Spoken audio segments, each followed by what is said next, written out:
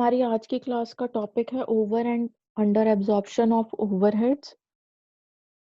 इससे पहले देखो हम उसका थोड़ा-सा बेस बना रहे हैं कि वो होता क्या है। देखो ओवरहेड्स को हम या ओवरहेड रेट्स को हम 2 तरीके से डिटरमाइन कर सकते हैं।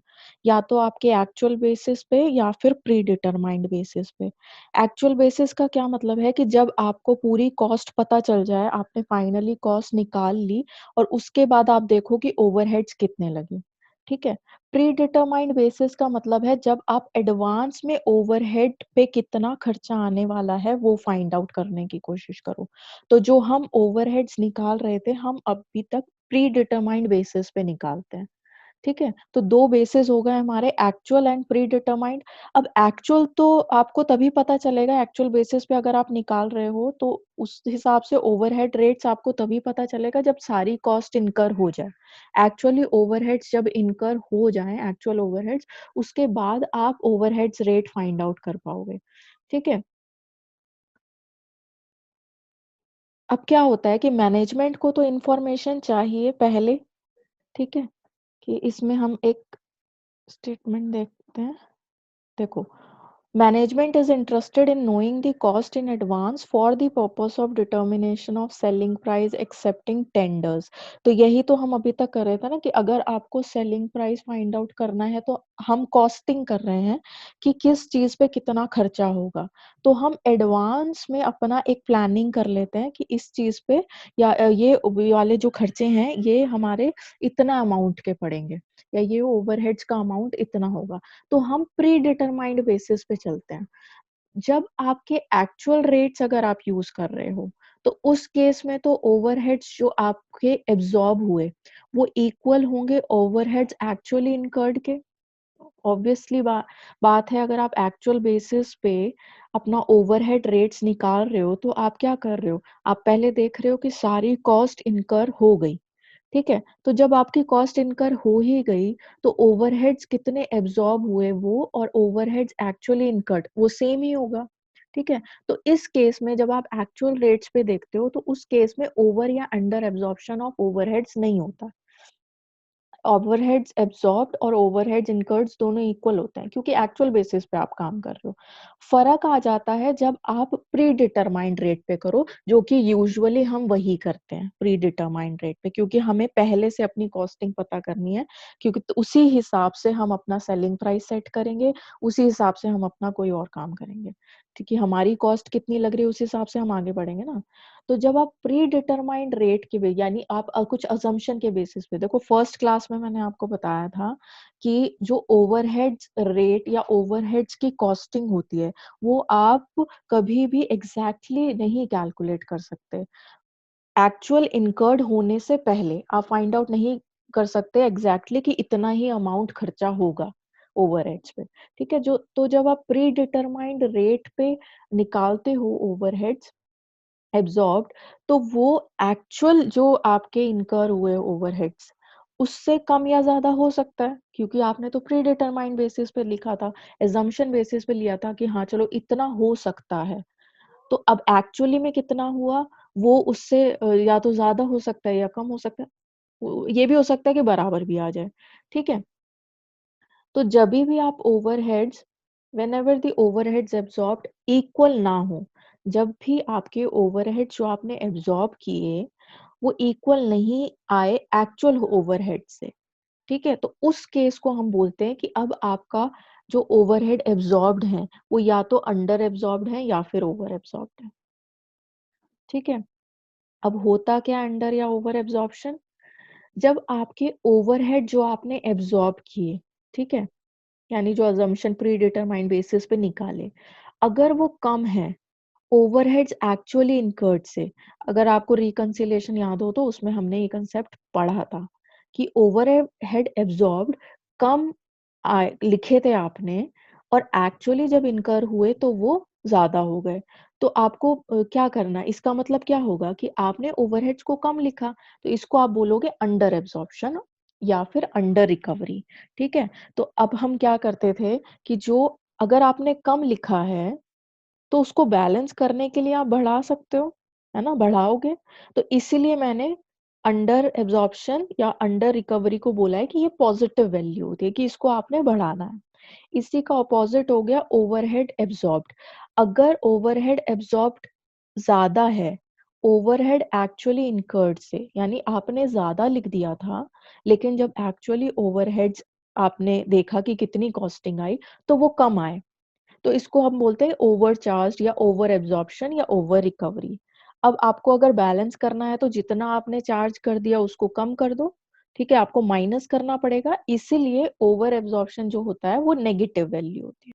अब जो हमारा अंडर एंड ओवर एब्जॉर्प्शन आया किसी भी पॉइंट में, अगर हमने ज्यादा चार्ज किया था या फिर कम चार्ज किया था, तो इसका ट्रीटमेंट आप कैसे करोगे अंडर एंड ओवर एब्जॉर्प्शन का? तो हमारे पास 3 मेथड्स हैं। पहला मेथड है carrying over of overheads to the next year, यानी आपके जितने भी ओवरहेड्स एक्स्ट्रा आए थे, मतलब अंडर एब्जॉर्ब्ड हुआ या ओवर एब्जॉर्ब्ड हुआ, तो उसको आप नेक्स्ट ईयर के लिए ट्रांसफर कर दो नेक्स्ट ईयर में। लेकिन हर केस में ये पॉसिबल नहीं होता है, क्योंकि हम ऐसा नहीं कर सकते कि इस ईयर का ओवरहेड है वो अगले ईयर में। तो जहाँ पे बिजनेस साइकिल 1 साल से ज्यादा की हो, है ना, बिजनेस साइकिल का मतलब है आपका प्रोडक्शन जो है वो ज्यादा टाइम लेता है कंप्लीट होने में, या कोई प्रोजेक्ट कंप्लीट होने में ज्यादा टाइम लेता है, तो हम उस केस में हम कैरी फॉरवर्ड कर सकते हैं। दूसरा आप कर सकते हो कि costing P and L account में आपने ट्रांसफर कर दिया, जो भी आपका डिफरेंस होगा एक्चुअली एंड एब्जॉर्ब्ड ओवरहेड्स का, यानी ओवर या अंडर एब्जॉर्प्शन जो भी होगा, अगर वो इतना ज्यादा नहीं है, इज नॉट वेरी लार्ज, या जो डिफरेंस है मतलब वो बहुत ही कम मिनिमल सा डिफरेंस है, और जो आपका डिफरेंस आया उसके आने का रीजन था कोई एबनॉर्मल सर्कमस्टांसेस, ठीक है, तो उस केस में यानी ये दो कंडीशंस अगर हैं, यानी डिफरेंस ज्यादा नहीं है, यानी ओवर एब्जॉर्प्शन और अंडर एब्जॉर्प्शन का जो अमाउंट है वो ज्यादा नहीं है, प्लस ओवर या अंडर एब्सॉर्प्शन हुआ बिकॉज ऑफ एबनॉर्मल सर्कमस्टेंसेस, तो उस केस में आप कॉस्टिंग पी एंड एल में ट्रांसफर कर दोगे। और फिर थर्ड मेथड है आपका यूज ऑफ सप्लीमेंट्री रेट। अब ये क्या कह रहे हैं कि जहाँ पे ओवर एंड अंडर एब्सॉर्प्शन का जो ओवरहेड्स का जो अमाउंट है वो ज्यादा है, ठीक है, तो आपको उसको ट्रीट करने के लिए या एब्जॉर्ब या सेटल डाउन करने के लिए एक अलग से सप्लीमेंट्री रेट निकालना पड़ता है एडजस्ट करने के लिए। कॉस्ट में उस एक्स्ट्रा अमाउंट को या जो कम अमाउंट आया है उसको एडजस्ट करने के लिए सप्लीमेंट्री रेट निकालना पड़ता है, ठीक है। अब सप्लीमेंट्री रेट जो है वो बेसिकली इन 3 कॉस्ट पे आपका हम कंसिडर करते हैं, work in progress, finished goods या कॉस्ट ऑफ सेल्स की जो कॉस्ट है, इनकी जो कॉस्ट है, ये वाले जो आपके हैं टर्म्स, इनकी जो कॉस्ट है इस पे आप सप्लीमेंट्री रेट निकालते हो। सप्लीमेंट्री रेट का फॉर्मूला क्या है? अमाउंट ऑफ ओवर या अंडर एब्जॉर्प्शन ओवरहेड्स का जो भी अमाउंट है वो डिवाइड बाय टोटल कॉस्ट या फिर एक्चुअल बेस। अब डिवाइड में दो चीजें इसलिए लिखी हैं, अगर आपसे ओवरऑल पूछा जाए, जैसे समझो ये तीनों चीजें ही दे दी, ठीक है, और ओवरऑल पूछा गया है, तो आप पहले टोटल कॉस्ट निकाल लो ऐड करके, वो डिवाइड कर दो। अगर किसी एक का पूछा जाए कि वर्क इन प्रोग्रेस में जो डिफरेंसेस हैं आप उसको बताओ, कैसे एडजस्ट करोगे, तो फिर आप डिवाइड बाय एक्चुअल बेस जो है वो उसका उस हिसाब से हो जाएगा कि किस बेसिस पे वो डिवीजन हो रहा है, ठीक है। अब इसमें आपको देखो फैक्ट्री ओवरहेड्स दिए हुए हैं 4 डिपार्टमेंट के, ठीक है, उसके बाद दिया है overheads have been absorbed as per following rates, किस रेट से एब्जॉर्ब्ड हो रहे हैं ओवरहेड्स वो दिया हुआ है। यानी जैसे हमने पहले ओवरहेड रेट निकालना सीखा, जो एब्जॉर्प्शन के हम 2 स्टेप्स फॉलो करते थे ना, ओवरहेड रेट निकालते थे और फिर उसको मल्टीप्लाई कर देते थे बेस से, है ना, तो यहाँ पे आपको वो चीज दे रखी है कि ये आपका ओवरहेड रेट दिया हुआ है, और मशीन आवर्स इसमें ये बेस है, डायरेक्ट लेबर इसमें बेस्ड है, डायरेक्ट लेबर कॉस्ट यहाँ बेस है, और जो नंबर ऑफ पीसेस है वो यहाँ पे बेस है, ठीक है। तो आपको क्या बोल रहा है, आपको अंडर और ओवर एब्जॉर्ब्ड ओवरहेड्स कितने हैं डिपार्टमेंट वाइज वो फाइंड आउट करना है, ठीक है। तो इसका सॉल्यूशन देखते हैं। तो पहले तो हमने क्या किया कि कितने ओवरहेड्स डिपार्टमेंट वाइज एब्जॉर्ब्ड हुए वो हमने निकाल लिए। जैसे मैंने बोला, हम पहले भी हमने देखा है कि रेट मल्टीप्लाई बाय बेस के यूनिट्स किया तो वो आ जाएगा, तो 1.5 मल्टीप्लाई बाय 14,000, 1.3 मल्टीप्लाई बाय 3,000, 6000 का 80%। तो इस तरीके से हमने यहाँ पे ओवरहेड एब्जॉर्ब्ड निकाल लिए। ठीक है, अब हमें निकालना है डिपार्टमेंट वाइज अंडर एब्जॉर्प्शन हुआ या ओवर एब्जॉर्प्शन हुआ। तो एक फॉर्मेट बना लिया, डिपार्टमेंट्स आ गए, एक्चुअल ओवरहेड्स आपको क्वेश्चन में दिए हुए हैं, एब्जॉर्ब्ड ओवरहेड्स हमने निकाल लिए। तो एक्चुअल की फिगर्स और एब्जॉर्ब्ड की। ठीक है, तो ऊपर हमने बताया था कि अगर एब्जॉर्ब्ड ओवरहेड्स आपके ज्यादा हैं एक्चुअल से तो वो ओवर एब्जॉर्प्शन होगा। ठीक है, आपको चार्ज करना चाहिए था 19,500, आपने लिख दिया अपने अकाउंट्स में 21,000, तो आपने ज्यादा लिख दिया, तो ये ओवर एब्जॉर्प्शन हो गया। कितने से? दोनों का डिफरेंस इज 1500। फिर नेक्स्ट में आपको लिखना चाहिए था 4500, आपने 3900 कम लिख दिया, तो ये क्या हुआ? Under absorption. अंडर एब्जॉर्प्शन का अमाउंट क्या होगा? दोनों का डिफरेंस 600। इसी तरीके से आप सी और डी में निकाल लोगे। ठीक है, तो ये तो आपने अलग अलग निकाला। अब अगर आपको अलग अलग पूछा गया तब तो हम यहीं पे स्टॉप कर देते। अगर आपसे नेट पूछा जाता कि नेट अंडर या ओवर एब्जॉर्ब्ड ओवरहेड्स निकालो, तो आप क्या करते? जो इनका टोटल आया है सबका टोटल किया। ठीक है, अब आपका क्या है, जो अंडर एब्जॉर्प्शन है वो कम है और ओवर एब्जॉर्प्शन ज्यादा है, यानी नेट ओवर एब्जॉर्ब्ड ओवरहेड्स आएंगे। ठीक है, तो 1200 माइनस 2300 नेगेटिव में आ जाएगी आपकी वैल्यू 1100। आप इसको अपोजिट करके भी लिख सकते हो, 2300 माइनस 1200 1100, लेकिन ओवर एब्जॉर्प्शन क्योंकि नेगेटिव वैल्यू होती है तो इसलिए मैंने ऐसे दिखा दिया। अगर आप इसको चेक करना चाहो तो यहाँ इसके टोटल से भी देख सकते हो कि एक्चुअली हमने चार्ज किए 30,500 इतना, लेकिन आपने प्री डिटरमाइंड रेट के हिसाब से कितना कैलकुलेट किया था? 31,600।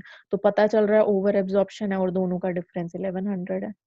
ठीक है, ये एक और क्वेश्चन है, देखो।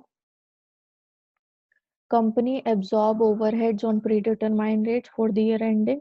फैक्ट्री ओवरहेड्स एब्जॉर्ब्ड आपको दे रखा है 366,250 और एक्चुअल अमाउंट ऑफ ओवरहेड्स जो कि इनकर्ड हुए वो आपको दे रखा है 426। फॉलोइंग फिगर्स डिराइव्ड की हैं, finish good, cost of goods sold, work in progress. How would you dispose, यानी ट्रीट कैसे करोगे अंडर या ओवर एब्जॉर्ब्ड ओवरहेड्स को सप्लीमेंट्री रेट मेथड के अकॉर्डिंग। ठीक है, तो सबसे पहले तो आपको ये पता होना चाहिए कि अंडर एब्जॉर्प्शन हुआ है या ओवर एब्जॉर्प्शन। देखो, ओवरहेड एब्जॉर्ब जो है वो कम है एक्चुअल ओवरहेड से, तो आपका अंडर एब्जॉर्प्शन हो गया। और अंडर एब्जॉर्प्शन का अमाउंट क्या होगा? दोनों का डिफरेंस। तो यहाँ पे हमने सबसे पहले तो यहाँ पे अंडर एब्जॉर्ब्ड ओवरहेड्स निकाल लिए और दोनों का डिफरेंस करके 60,640 का हमारे पास अंडर एब्जॉर्ब्ड ओवरहेड्स आ गए। अब इस अंडर एब्जॉर्ब्ड ओवरहेड्स को हमने एडजस्ट करना है सप्लीमेंट्री रेट मेथड के हिसाब से। ठीक है, तो हमारे पास सप्लीमेंट्री रेट मेथड का फॉर्मूला क्या था? अनएब्जॉर्ब्ड अमाउंट यानी 60,640 डिवाइडेड बाय टोटल कॉस्ट या फिर बेस, है ना। तो अभी हमारे पास ओवरऑल पूछा गया है तो हम लिख देंगे टोटल कॉस्ट। तो टोटल कॉस्ट क्या है? हमें हमारे पास ये जो भी आपको फिगर्स दे रखी है इन सब का टोटल, तो इन सब का टोटल हो गया आपके पास, तो उससे डिवाइड कर दो, तो 0.05 जो है वो आपका सप्लीमेंट्री रेट आ गया। अब आप इस रेट से इन तीनों को एडजस्ट करोगे, क्योंकि देखो ये जो आपने ओवरहेड्स दिए हैं फैक्ट्री ओवरहेड्स, ये कहीं ना कहीं जो है वो इन्हीं में से तो एडजस्ट होंगे ना, इन्हीं में से आपने कैलकुलेट किए थे। कॉस्ट पे ही तो आप रिकवर करोगे जो आपका अंडर एब्जॉर्प्शन था, जो आपको और चार्ज करना है तो कॉस्ट में से ही कवर अप करोगे ना। अब स्पेसिफिक हमें बोला नहीं गया कि फिनिश्ड गुड से करना है या वर्क इन प्रोग्रेस से या फिर कॉस्ट ऑफ गुड से, स्पेसिफिक तो बोला नहीं है। तो इसलिए हम तीनों पे 0.05 के हिसाब से उसको इंक्रीज कर देंगे, इतने इतने ओवरहेड्स को इतने से इंक्रीज कर देंगे। तो फिनिश्ड गुड्स जो है वो 230 इतने के थे, इस पे इंटू 0.05 हो गया इतना। ठीक है, यानी फिनिश्ड गुड्स जो हैं वो आपके 11,536 से इंक्रीज हो जाएंगे। ठीक है, ये 5% मतलब ये 0.05 ही है, इंक्रीज बाय 0.05, वो 5% लिखा हुआ है। इसे परसेंट में निकाला था तो आप परसेंट में मत करो, एक ही तरीका रखो।